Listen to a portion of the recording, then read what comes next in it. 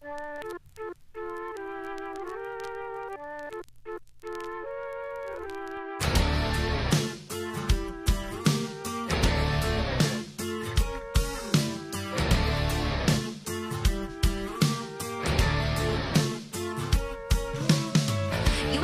I'm Chris Lord-Alge, and welcome to Mix LA. This is my studio in beautiful Los Angeles.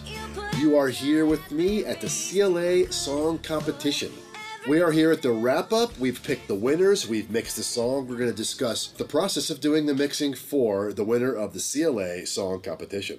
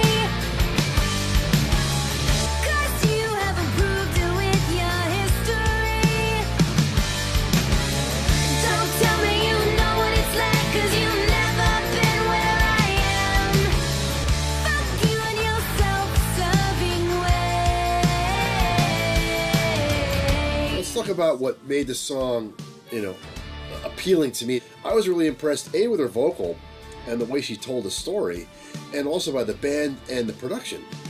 But the thing I liked about it was the big left turn in the bridge that went more Beatles, and the fact that they weren't afraid to use a little bit of a production technique to make it happen. So that's one of the things that draw me to it. But the groove and the tightness of the groove and making that work, that's what pulled me together with the song.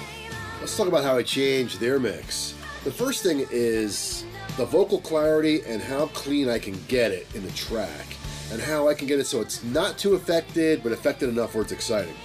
That's the first thing.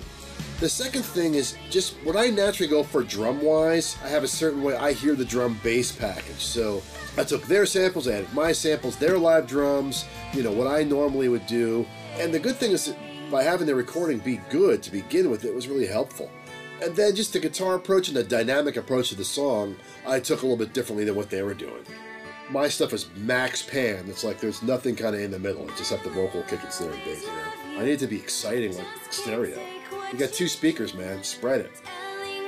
Let's talk about what plugins did I use. Well, plugins on the way in, of course. I have plenty of original analogs here, but I tend to use like my limiters. And then I use my signature plugins for like telephone effects, or just the reverb in my signature plugins is so simple, I want to build it into some of the drums sometime or some of the vocal background vocals. So there's plenty of others. There's Renaissance EQ, there's L1, L2s I use. Even I experiment with the bass or vocal tracker sometimes to fix some spots. Even the max bass. What was I actually using on individuals? Definitely on the bass, because I like my plugin, I use it just to add sub. Rather than add low end on EQ, I just put my plugin on it on the way in, print it with the sub fader. I use that to generate like the extra octave. And I've been using that for a while. It really works for me. Then on the overheads and rooms, I'll use the drum plugin that I have. And I'll just use some of the compression built in there, because I don't know how it sounds in the box for some reason is different than anything I can create. So I'll use some of the presets overhead and room just to get it started. And then kick and snare I'll do over here.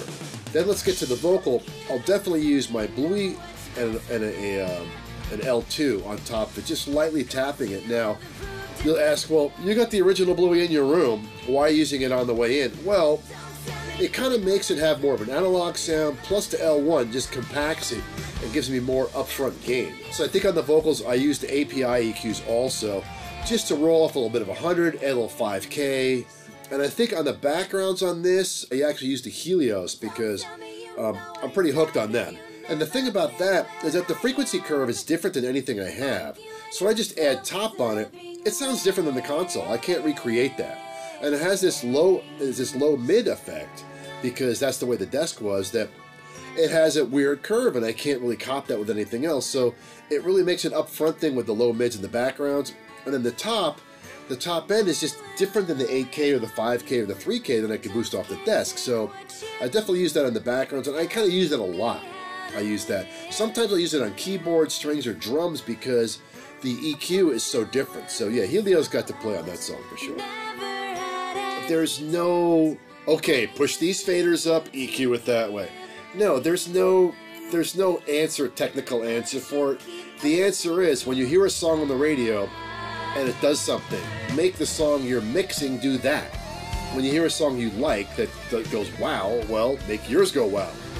There's no pattern, there's no, okay, the bus goes up, this goes up, just take a ruler and just push everything up. No, it doesn't work that way, because the level doesn't actually jump, the energy jumps.